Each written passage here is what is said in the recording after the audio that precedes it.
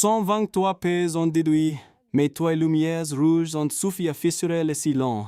À l'ONU, la mémoire de l'esclavage transatlantique venait d'être reconnue comme l'un des crimes les plus graves contre l'humanité, pendant que les États-Unis, Israël et l'Argentine choisissaient de voter contre. Pourquoi ces refus pesaient-ils autant, alors qu'Ibrahim Traoré incarnait déjà, au Burkina Faso, une Afrique décidée à ne plus demander la permission pour défendre sa dignité? Derrière ces votes, une fracture commence. Ce que vous allez entendre maintenant n'est pas seulement une lecture d'un vote à l'ONU, mais l'accès à une vérité que beaucoup préfèrent garder derrière les portes closes de la diplomatie. Vous comprendrez pourquoi ces votes changent la mémoire, la politique et la souveraineté. Ce n'est pas un détail historique. Si l'on s'arrête à la surface, on dira simplement qu'une résolution a été adoptée, que 3 pays ont voté contre, et que 52 autres ont choisi l'abstention. Mais ce serait manquer l'essentiel. Car derrière ces chiffres se cache une question plus lourde. Que vaut une reconnaissance officielle si les puissances concernées refusent d'accepter les conséquences morales, politiques et financières? Ne pas suivre cette histoire jusqu'au bout, qu'est risquer de confondre symbole et réparation. C'est laisser d'autres raconter la mémoire africaine à la place de ceux qui portent encore les cicatrices, qu'est aussi passer à côté d'un basculement plus large, où la diaspora, le Ghana, le Burkina Faso et la voix d'Ibrahim Traoré s'inscrivent dans une même demande de dignité. La première vérité est simple, mais lourde. Le vote de l'ONU a ouvert une porte morale. Sans encore ouvrir la porte de la réparation réelle, avec 123 pays favorables, 52 abstentions et seulement 3 votes contre, le monde a reconnu la gravité du crime, mais il n'a pas encore réglé la dette de l'histoire. Tout commence donc dans cette tension. La résolution A/80/L48 ne se limitait pas à une phrase diplomatique inscrite dans un document officiel. Elle place devant la communauté internationale une question que beaucoup d'États préfèrent contourner, que faire d'un crime reconnu. Lorsque ces conséquences continuent de structurer les inégalités du présent pour les descendants de l'esclavage transatlantique, cette reconnaissance n'est pas abstraite. Elle touche la mémoire familiale. Des blessures transmises, les richesses jamais partagées et le droit de voir leurs ancêtres nommés autrement que comme des ombres dans les archives. Le symbole devient encore plus fort lorsque le récit quitte la salle de l'ONU pour rejoindre New York. Là, l'African Burial Ground rappelle que près de 20,000 Africains, hommes, femmes et enfants, reposant sous la ville moderne, ces lieux donnent un visage à ce que les discours officiels essayent parfois d'adoucir. Il rappelle que la puissance financière, les murs, les ruses et les institutions n'ont pas émergé dans le vide. Une partie de cette modernité s'est construite sur des vies volées. C'est pourquoi le rôle du Ghana devient central. John Dramani Mahama ne parlait pas seulement en nom d'un État. Il portait une mémoire continentale devant le monde et dans les mêmes mouvements historiques.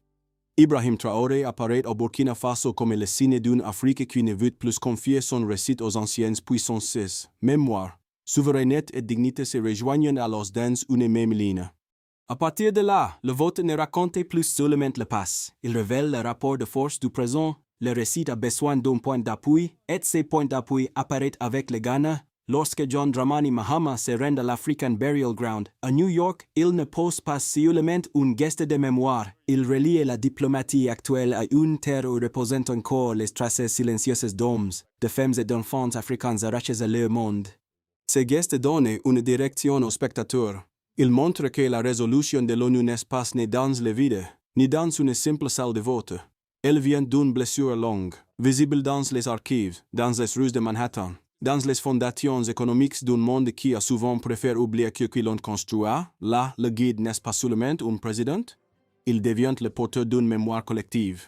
Le premier impact est immédiat. La diaspora africaine voit, peut-être pour la première fois avec une telle force. Un État africain utilise sa voix souveraine pour défendre l'honneur de ceux qui furent longtemps laissés seuls face à l'histoire. Ce n'est pas une aide symbolique, c'est une reconnaissance publique. Un second impact apparaît ensuite. Le débat ne reste plus limité aux descendants de l'esclavage. Il rejoint la question plus large de la souveraineté africaine. Celle que les transcripts relient aussi au Burkina Faso et à Ibrahim Traoré. Même séparés par des milliers de kilomètres, ces luttes se répondent, l'une réclame justice pour les morts, l'autre affirme que les vivants doivent contrôler leur avenir. Dès cet instant, La mémoire devient un rapport de force, tout bascule dans le silence froid d'une salle de vote, les écrans s'allument, les délégations regardant, la résolution A/80/L48 passe, portée par 123 voix favorables. Pendant que 52 pays choisissant l'abstention et que 3 pays seulement votant contre, à cet instant, l'histoire cesse d'être une plante dispersée, elle devient une phrase officielle, déposée au cœur de l'ONU, devant les caméras du monde. Le premier choc vient de là, pour la première fois. Le commerce transatlantique des êtres humains est placé au centre d'un langage international qui reconnaît sa gravité. Ce n'est pas une simple commémoration. Ce n'est pas une cérémonie douce. C'est une déclaration qui oblige chaque capitale à se positionner. Les mots sont dans la salle. Les vivants doivent répondre. Puis les trois lumières rouges apparaissent. Argentine, Israël, États-Unis. Le refus est net. Il ne se cache pas derrière une formule prudente. Il dit non, au moment précis où la majorité du monde dit oui. Et ce contraste donne au vote sa puissance dramatique, car la question n'est plus seulement de savoir qui accepte de se souvenir. La vraie question devient, qui accepte que cette mémoire produise des conséquences? La tension monte encore, avec les abstentions. 52 pays restant entre deux lignes. Ils ne s'opposent pas frontalement, mais ils ne soutiennent pas pleinement. Cette zone grise pèse lourde. Elle ressemble à une neutralité diplomatique, mais elle fonctionne comme un mot silencieux. Quand une blessure historique demande reconnaissance, l'abstention devient une manière de retarder le heure des comptes. Les récits quittaient alors l'ONU. Ils descendent dans les rues de New York, avant le vote. John Dramani Mahama marchait vers l'African Burial Ground, celui où reposent les traces de milliers d'Africains. La scène change de texture. On ne parle plus seulement de documents, de procédures, de sujets et de micros. On parle de terre, on parle de corps, on parle d'ancêtres que la ville moderne a longtemps recouverte sous ses bâtiments et ses avenues. À partir de là, le passé revient comme une force présente. Manhattan n'apparaît plus seulement comme une capitale financière. Il devient aussi un lieu de mémoire contrarié. Wall Street n'est plus seulement un symbole d'argent. Il rappelle les mains africaines qui ont construit, portent, créent, défendu, sans recevoir la richesse qu'elles créaient. Le vote à l'ONU révèle donc quelque chose de plus profond qu'un débat juridique. Il révèle une accusation historique. C'est ici que le mouvement s'élargit. Le Ghana donne une voix diplomatique à la mémoire. La diaspora entend cette voix comme un signal, et dans le Sahel. La figure d'Ibrahim Traoré rejoint ce même courant de souveraineté africaine. C'est lui qui affirme qu'un peuple ne peut plus laisser d'autres écrire son passé. Bloquer son présent et négocier son avenir à sa place. Le contre-coup commence précisément là. Les puissances qui refusent ou hésitent ne font pas seulement face à une résolution, elles font face à une génération qui relie mémoire, justice et souveraineté.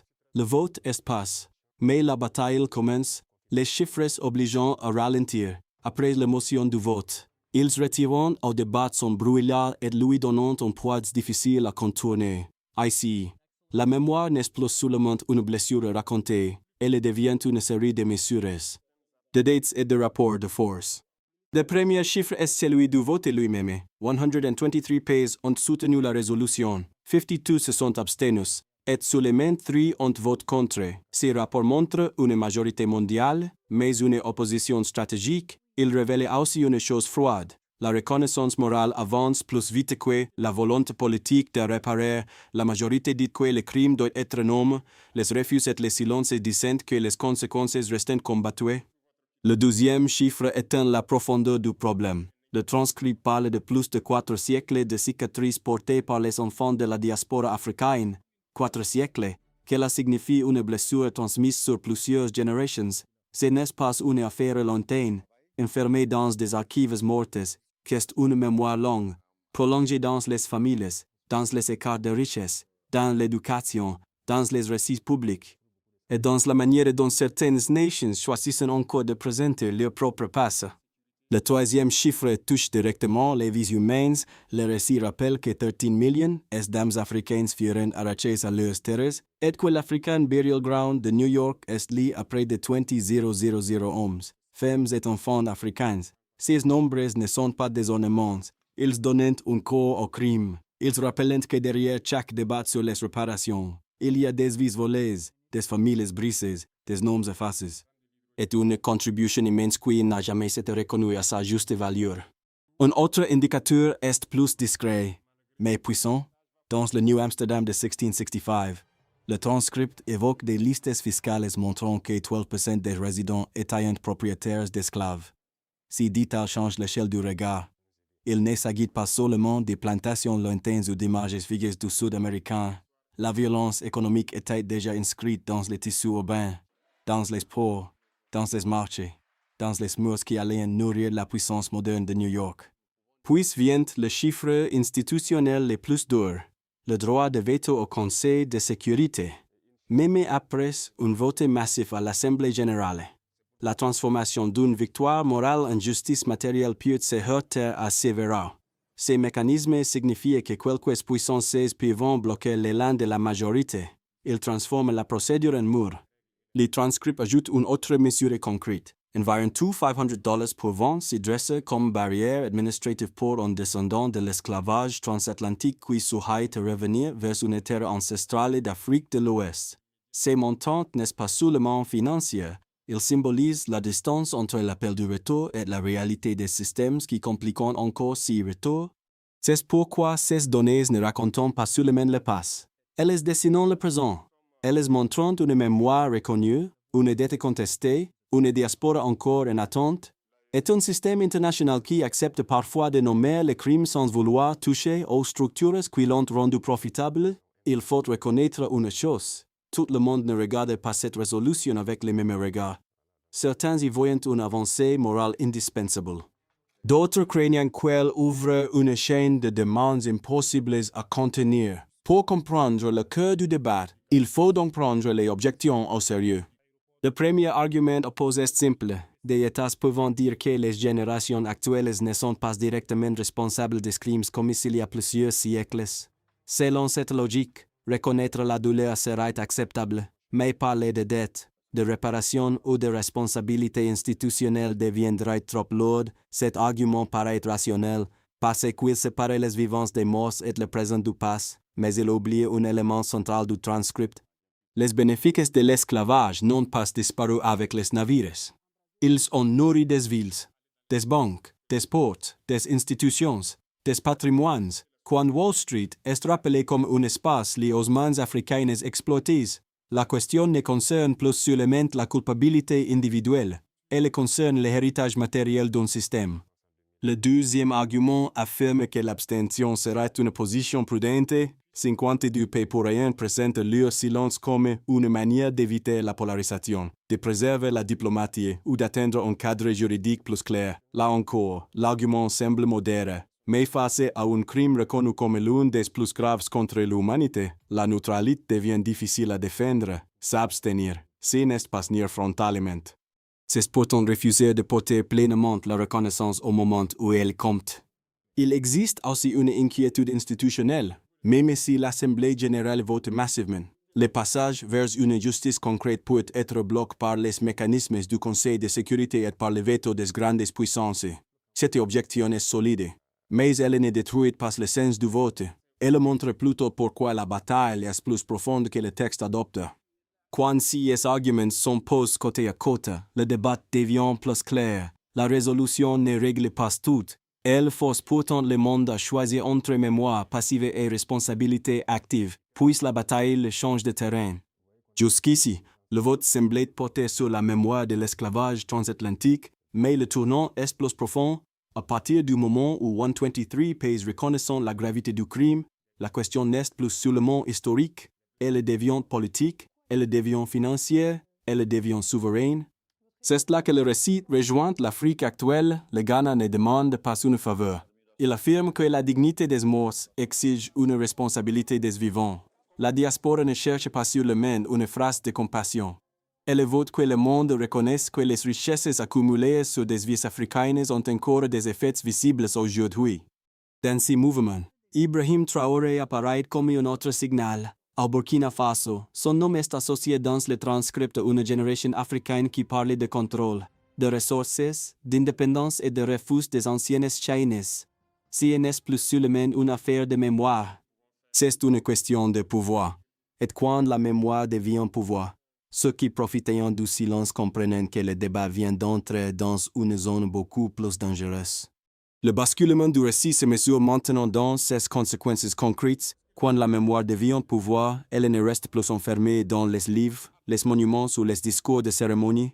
Elle touche les États, les institutions, les communautés, et tous ceux qui vivent encore avec l'héritage invisible de cette histoire. Pour les États, le premier effet est une pression diplomatique nouvelle. Le Ghana place la question au centre de la scène internationale, non comme une plainte isolée, mais comme une exigence portée par une voix souveraine. Cela oblige les gouvernements à choisir leur position. Soutenir la résolution signifie reconnaître qu'un crime historique peut produire des responsabilités présentes. S'abstenir ou voter contre signifie accepter le risque d'être vu comme protecteur d'un ordre ancien. Pour les systèmes économiques et institutionnels, l'impact est tout aussi sensible. Le transcript rappelle que des villes, des ports, des banques et des espaces de puissance modernes se sont développés avec le travail aracho-africain. Dès lors, la discussion sur les réparations ne concerne plus seulement la morale. Elle touche les fondations mêmes de la richesse accumulée. Elle oblige les entreprises, les musées, les universités et les institutions financières à regarder ce qu'elles ont hérité, ce qu'elles racontent, et ce qu'elles préfèrent parfois laisser dans l'ombre. Pour les descendants de la diaspora africaine, le fait est plus intime. Il vote dit à des millions de personnes que leur douleur n'est pas une note marginale. Il dit que les ancêtres réduits en marchandises, les familles séparées, les noms effacés et les générations privées d'héritage appartiennent à une histoire mondiale, pas à une mémoire privée. C'est pourquoi le refus des États-Unis, d'Israël et de l'Argentine pèse aussi lourd. Il n'est pas perçu seulement comme un choix diplomatique. Il devient un signal adressé à ceux qui attendent une reconnaissance plus complète. Pour les citoyens africains, le débat rejoint une question de dignité actuelle. Si l'Afrique accepte que son passé soit raconté par d'autres, elle risque aussi de voir son avenir négocié par d'autres. C'est ici que le nom d'Ibrahim Traoré prend une valeur symbolique dans le transcript au Burkina Faso. Il est présente comme une figure liée à la souveraineté, au contrôle des ressources et au refus de la dépendance. Cette ligne rejoint la bataille mémorielle.